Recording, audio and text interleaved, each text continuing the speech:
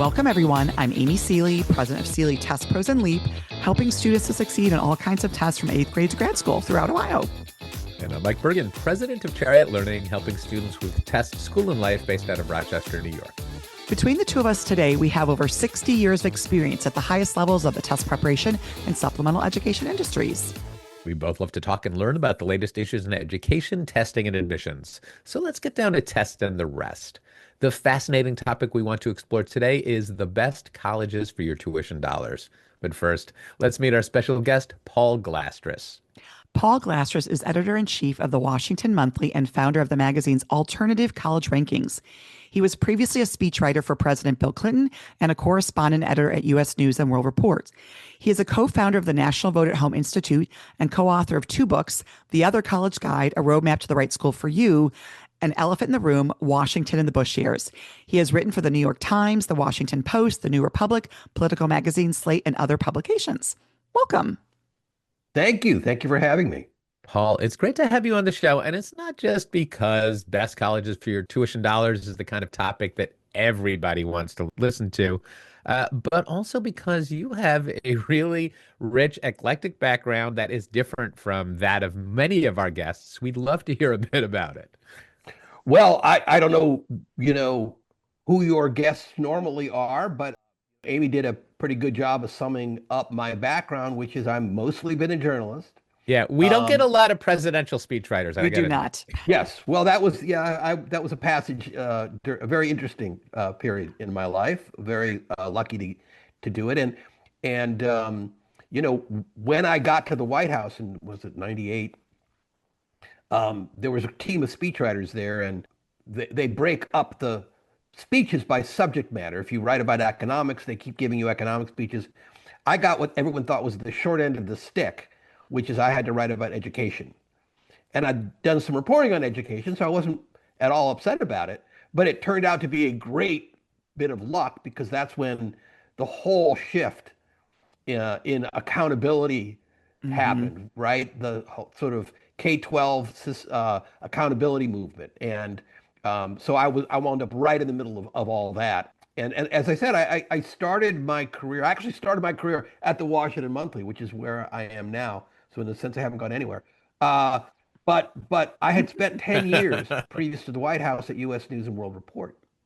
And as you know, U.S. News and World Report is the big, the gorilla in the room of rankings of colleges.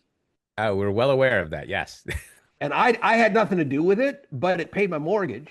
And when my friend Jim Fallows became the editor of the U.S. News Report in, I think, 96, I and many others sort of said to him, you ought to take a look at the rankings, because the scuttlebutt was that there was something a little off about them. So he commissioned a study by the National Opinion Research Center out of the University of Chicago, totally internally, not for public attribution, of the rankings. And they came back with a report, and the report summarized the main point as follows: that U.S. News, the way U.S. News weights its different measures makes no philosophical or logical sense.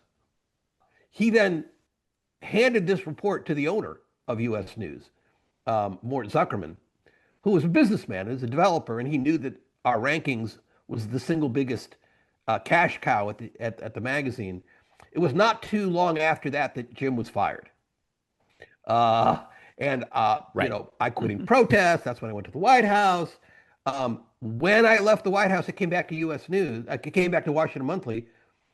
Somehow that report from the National Opinion Research Institute fell into the hands of one of our writers. We're not really sure how that happened. And we did a series of two big investigations of the data and methodology of U.S. News, and basically came to the conclusion that it's alchemy, and that the measures that they use are really bad for the country, right? And so I then hired the woman who did the report for the National Opinion Research Center and said, let's together with my team build a set of alternative rankings that are actually good for the country, that if colleges and students if colleges compete to do well in our rankings, the system gets better. Whereas colleges competing on the U.S. news system, in my opinion, makes the system worse. So that's kind of the origin story of the Washington Monthly College Rankings. That's fascinating. You were assigned education, which put you on a certain path. You were at U.S. News and World Report, but you weren't working on the rankings. And now you are with the Washington Monthly, and you started the alternate rankings. And it's interesting that you called it alchemy because it's certainly been gold for U.S. News and World Report. And not fool's gold. It's a good business. That's why there's so many imitators. There's like a dozen of these rankings out there. Absolutely. Well, I think in the world we live in now, people chase rankings so much everywhere that with college, it's sort of, there's a lot of factors of why people are so interested in the rankings. And, like I think what you're suggesting is some of them just basically there's no substance behind them. So can you share a little bit about kind of what do you perceive to be wrong with these metrics that like U.S. News is using or similar ranking systems that people should be aware of? U.S. News, to kind of oversimplify, rewards colleges for three things. First, exclusivity. How few students who want to get in do you let in? Right? This is sort of the vision of college as like a country club, right? But with lectures instead of golf. We don't let the hoi, we just let the right. Yeah.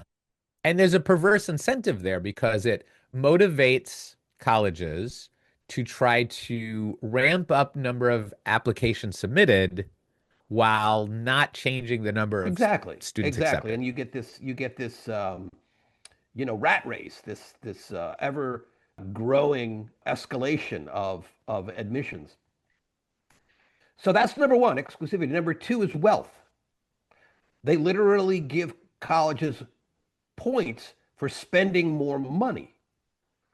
Well, if you're only letting in, a very tiny fraction, the students with the best SAT scores, almost by definition, you're letting in mostly wealthy students, right? It's just the way things work, because those are the students who have the parents that have raised them from the cradle to, bust their tushes to do well in school and give them prep courses and try to get into the schools that will keep them in the wealthy class. And they have the best high schools and the most preparation. So you have a lot of money to play with and you spend a lot of money. So that incentivizes colleges to spend money, right? To spend money. Does endowment tie into that ranking? Endowment doesn't. I don't believe, what a good question. I think it does. I think the measure of payment of dollars per student factors in endowment spending. I don't think they measure it by endowment, but they measure it by spending. Yeah. But certainly if you have the endowment, you can spend more, it's very and they're catching it on the other end. Yeah. Exclusivity, wealth, and then reputation. Right? U.S. News sends out a survey to college leaders across the country saying, what do you think about that college that's 3,000 miles away?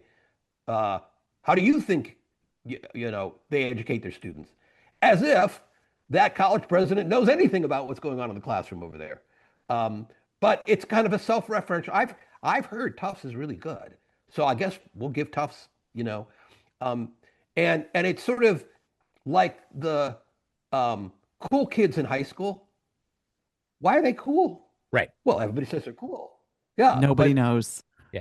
Reputation is a self-fulfilling prophecy. Correct. Everybody thinks you're great. Then they're going to, when they are asked to list great schools, they're going to say, well, that school is great. Everybody says it's great. But they wouldn't know why, right? So we said, we're going to do a different set of rankings. And really the U.S. News and virtually all the other rankings, when you look at the top 20 or 30 schools on the rankings, it's all the same schools, right? It's Stanford, it's Harvard, it's, maybe a Berkeley here and there. But it's exclusive, mostly private, old schools that the vast majority of your listeners probably can't get their kids into, right? You try, they want to, Right. But they but want to. They often think about it. We sure, all, I mean, everyone does, right? It's like, yeah, maybe I'll right. send a flyer But out to for one of the these things. vast majority, and your listeners are almost unquestionably at the higher end of aspiration. Their kids are probably more prepared, you know. But for the average student, right? Our college rankings are for the average student. Literally, they're based around median income families. What is best for median income families and below? Say, well, and ours are also, I should say, we also want to measure not just where is the best place for your tuition dollars. We're measuring where the best place is for your tax dollars.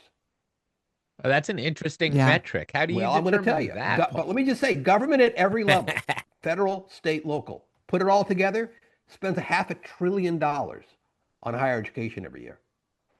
If you then look at that as what is the average taxpayer contributing, it's about $1,700 a year, right? So it's not just somebody with a kid in college, or if you're in college, who's got skin in this game. It's all of us have skin in this game. And so, what do people, not just students and their parents, but the rest of us want? What are the metrics we would want to measure colleges by? That's what we created. And number one, upward mobility. Colleges should be a place where people of modest means can get a decent education at a price that's not too high, with not too much debt, and the diplomas mean something in the market. They bring an income that allows them to enter or stay in the middle class or maybe better. So that's the first thing, upward mobility, that we measure in different ways, and we can talk about that. The second is research, right? We want our colleges to be creating the scholarship and scholars that drive the economy, that solve global problems, that enrich humanity. And then third, we call service. We want, if you open the founding documents of most colleges, you're going to find some language in there that says something like the purpose of this institution is to prepare young adults to be engaged members of their democracy. We actually hold colleges to account for that promise. And so we measure things like how many ROTC members of ROTC are in the student body, what percentage goes onto the Peace Corps, how many are going into professions like teaching and social work that are socially beneficial but not the best paid. Do your students vote? What is their voter registration? Things like, do they use work study money? Are they allowed to use work study money for community service, right? So those are the three things we measure them by, and the end result is a very different set of colleges than U.S. News and more or less any other ranking. This is the very different. I've never heard of rankings that measure these attributes of the student body. And because a lot of it speaks to the students themselves, right? You can only graduate so many social work students if if you have strong social work programs and you're attracting those students. I'm really curious about how you measure that upward mobility. So the good news is we were the first to do this. Lots of other rankings have now had at least some component of return on investment, I think is the preferred term now. And we look at, again, we're measuring based on median income and below. How do the schools, do they recruit and graduate middle income and below students at rates that are below what you would expect for the demographics of that college, or better than you would expect? And if it's better than you would expect, right? If you're Harvard and 98% of your students are valedictorians from their high school, of course they're going to graduate, right? So we don't compare Harvard to, some open access regional public university. because we know the regional public university that's open access is going to have lower graduation rates. But if that university does better than schools of similar demographics, then we give them points. And then we measure, Right. because the federal government has these numbers, what are they earning a decade after they started college? The average earnings. Are those earnings better or worse than you would expect, given the demographics? What's their debt levels? Things like that. And, these are not some obscure data that we're getting through surveys that's proprietary. This is all open access government data. Right. It sounds labor intensive, Yeah. but you know the sources, and the sources are Yeah. reliable. Yeah. Right. And even when they're not reliable in a systematic way. So, not to put one college. That's right. But it's government data, right? And if colleges lie on government data, there are consequences. If they lie to U.S. News, there are no consequences. So yeah, that's how we do it. There's more to it, but that's the basics. So I've got to ask, so what are some of these hidden gem colleges that should be ranking higher, right, but don't necessarily show up on these other sort of lists of Good rankings? question. So if you look at the top 30 of our rankings, and the name of the ranking is Best Colleges for Your Tuition and Tax Dollars. And there's 1,400 schools on this, and so you can compare, that's all the schools in our database. The top 30, about half of them are the elites. The Stanfords, the Harvards, the Yales, the Princetons. Now, why then about half of them are the elites? Is there a reason you can come up with why that does align? Then you're saying half of them do kind of align with the typical ranking. The good thing about an elite institution, if you can get in to an elite institution as a middle class person or a working class person, is number one, they have so much money that Their endowments are so really big. give you a great package of student aid. Yeah. Because some of those schools make a real commitment. If you make X amount of dollars or less, your tuition could be virtually free, is my understanding, at some of those institutions, right? The other good thing is, if you make it into those institutions, you're likely to earn a decent income, better than almost anywhere else. Earning potential. The downside is they don't let in very many of those people, right? So, but they make up for the scant number they let in by having those few they let in not spend much money and then earn a lot of money. So that's how they make it into the top 30. They're good at the thing that they're good at, being higher education institutions. It's kind of like the exclusive restaurant that, there's a 6-month wait for reservations, but if you manage to get in, you're probably going to have a good meal. It's like a lottery ticket. So, another analogy that we've used is, it's like if I have a 50 best restaurants list and 25 of the best restaurants are at country clubs. Well, maybe those country clubs have really good food. I'll never taste them because nobody's going to invite me. I can't get into those. So what good is it to me to know that there's a great restaurant that I can't go to? That's kind of U.S. News, right? We're, less of that. So, but the other 25, the other 50% of the top 30 are schools that probably your listeners have either never heard of or they know about them because of football or something. So the number one elite school on our list is Princeton, and it comes in at number 5. The next 3 universities above Princeton are campuses of the California State University system. The number 2 in the list is Fresno State. Now, again, I'm pretty sure your listeners don't know much of anything about Fresno State other than the Bulldogs, their football team. I was going to say sports, right? Didn't Fresno State? I feel like they were in the NCAA tournament or something the last few years, right? Team. But what's really interesting about Fresno State is the regional university in the Central Valley of California, where 1 out of every 4 bites of food you eat comes from there. And it is an area pockmarked with pretty serious poverty. The vast majority of the students who go to Fresno State are from the area. Many of them are commuters. Um, the vast majority who graduate stay in the area. It's not like an elite school where you have people from all over the country and the world converging for 4 years and then dispersing to, New York and LA and Chicago and all that. This is people, it serves its community, serves its region.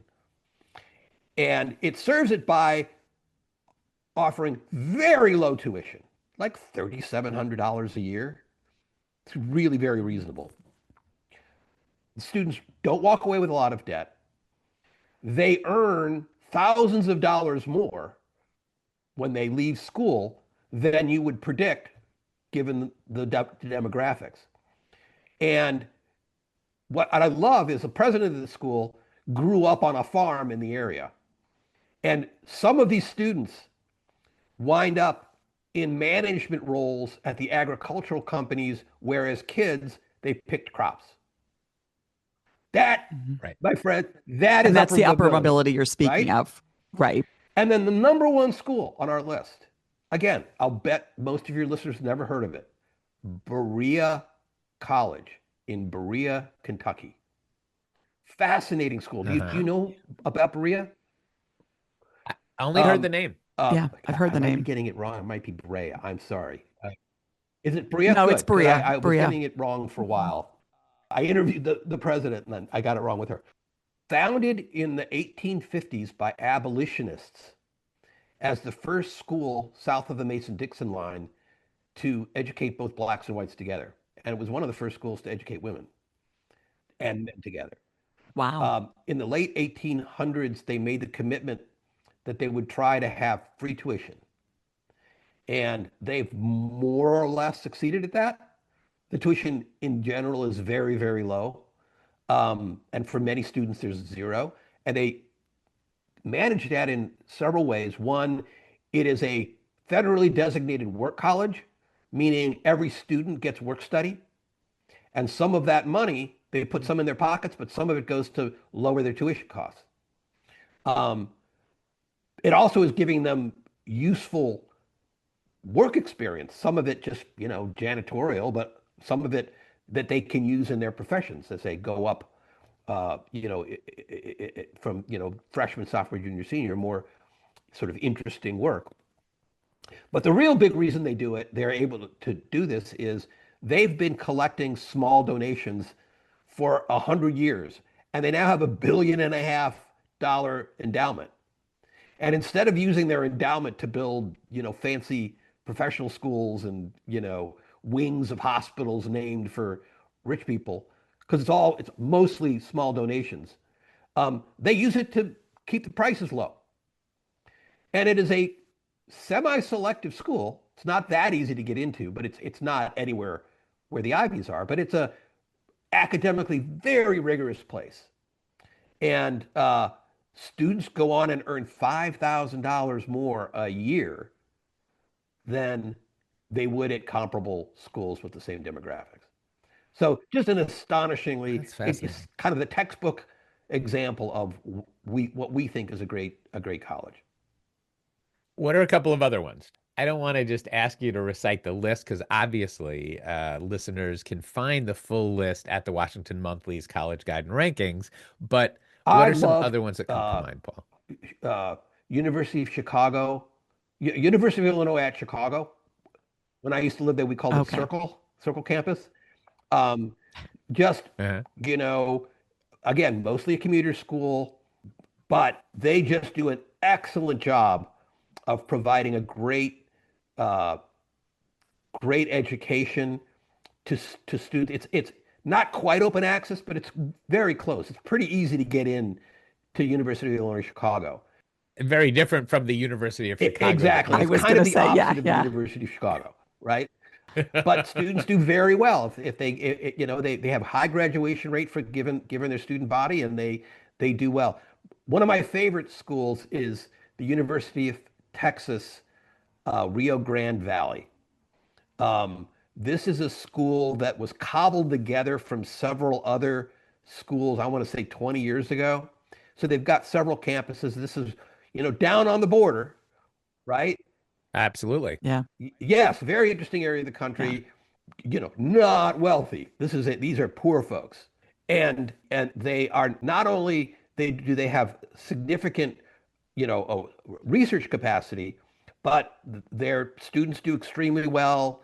Their students serve. It's just kind of the last school in Texas anyone's heard of, and yet it's the best school in Texas by our lights. That's outstanding. So, like, kind of to sum up, if students and really families and school counselors and everybody that's thinking about evaluating schools, if they could change the lens through which they look at an institution of higher education, what should they be looking for if they're looking for value? They're looking for like this school is a good value for me in my I think situation. they should look at the Washington Monthly rankings. I'm not being cute here. And that's why we No, did of them, course. right? If you're a normal person, that is to say, from a normal family, just your average family anywhere in the country, and you neither aspire to go to Harvard nor could you ever get in there, but you need a higher education, you want a 4-year degree. For most people, they're going to go to college within 200 miles of where they grew up. So our rankings are excellent for figuring out what is the school in my region or my state that is the best value. Right. Assuming you don't want to relocate to Fresno, right? Right, There has right. to be Right. something Yeah, Yes. close. so I'm not sure, yeah, if somebody from Delaware needs to go to Fresno State, but there are colleges, in and around Delaware that are better than some other colleges for return on investment. For what you're going to spend, what are you going to get? And it's the same for a lot of people who, when I hand them the print magazine and, they're adults, they immediately go in there and they look for their alma mater, right? How's my alma mater ranking? And oh, geez, why it's so low? Yeah. And on the other rankings, it's like, well, maybe you should talk to your college president about some of the decisions they're making, because maybe they're charging too much to students of modest means and not doing anything for the country. With all this money we're giving them, maybe they Right. should do a little more, right? And we're having, as we know, a national debate about what the role of colleges is, and that maybe not the debate that I would have chosen, uh, but it's a good debate to have. You know, what do we get for our investment? What do we want for our investment? What I would urge people to do is not just look at the top of the rankings, look at the bottom of the rankings. There are schools that you've heard of that are really not good values. I'm going to just throw, I don't want to, single out, but I am going to single out a couple of them. We're here for it. Everyone thinks of Tulane as like one of Okay. the, Okay. Ivy Plus, and maybe in some ways it is, but boy, do they not carry their weight in helping the average person. Right. And in kind of across the board, they do very poorly on our rankings. And, there's some, frankly, religious schools, Liberty University, um, think twice if you're thinking about Liberty University. That is a terrible investment if what you want is a good education at a reasonable price that brings you a decent income. You'll also find a lot of these sort of art schools, music schools, where, frankly, students who go there kind of know they're throwing their money away. You know what you're getting Yeah, into. You're going to art Right. school. You're not certain that that yeah. is the So path they to don't upward do so mobility. well, Right. but Right. you'll find some very well-known schools at the bottom there. Yeah. This is fascinating. And I kind of love the idea of rankings being aspirational. We've seen, and I won't name names, but we've seen schools that have gamed the US Yes. News and World Report rankings over the years and consequently have become much more exclusive and have spent more money. And it's not clear that any of that value accrues to its graduates. So it's really wonderful to hear about rankings that are actually focused on students as well as Well, institutions. yeah, and you see these schools bragging about their U.S. News rankings. They've begun to start bragging about their Washington Monthly rankings. Good. And at Reagan National Airport in D.C., there's a whole wall of a billboard for Florida International University bragging on their high ranking. And so we love to see that, and we hope we get more of that, because as you say, if colleges compete to do well in our rankings, they're delivering value, not snobbery.